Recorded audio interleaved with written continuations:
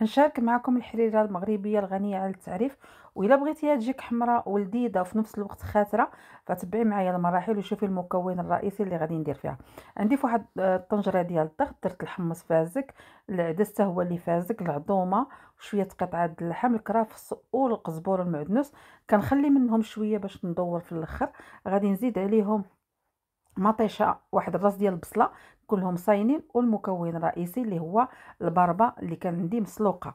غادي ندير كل شيء، وغادي ندير العطريه اللي هي شويه السمن، شويه البزار، شويه الخرقوم، وهذه راها الحلبه، واحد شويه ديال الحلبه.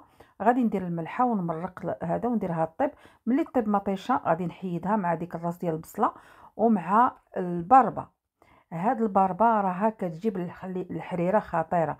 غادي نطحن كلشي مزيان، وغادي نصفيه في واحد الصفاي باش نحيد ديك الزريعه اللي عندي في ديال المطيشه. وغادي ندور الحريره ديالي. فتيقوا بيا هنايا راني دورتها، درت الطحين ودورتها، ومن بعد كنخليها طيب حتى ما تبقاش الكشكوشه فوق منها. غادي نزيد عليها داك الربيع، وطبيعه الحال راني زدت لها حتى شويه ديال الشعريه. غنخليها طيب مزيان، وها نتوما شوفوا ليا كيفاش جات. راها كتجي لذيذه، والريحه ديالها كتكون عاطيه من الباب الدار، كتجي لذيذه بزاف.